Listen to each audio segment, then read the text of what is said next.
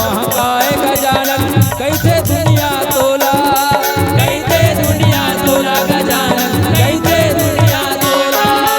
वक्रतुंड महाकाय गजानन कैसे दुनिया तोला, कैसे दुनिया तोला गजानन, कैसे दुनिया तोला।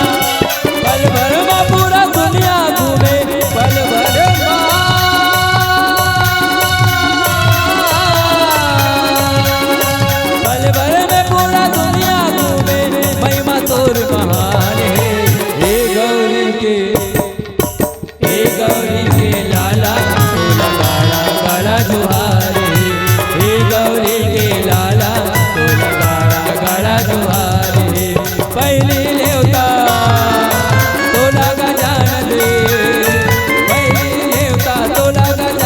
बिगड़े काज सवारे।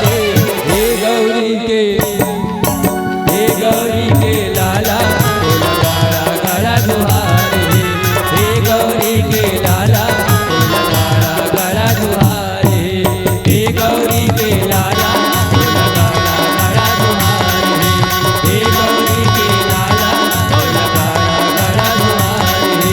हे गौरी के लाला तोला गाड़ा गाड़ा दुहारे। हे गौरी के लाला तोला गाड़ा गाड़ा जुहारे।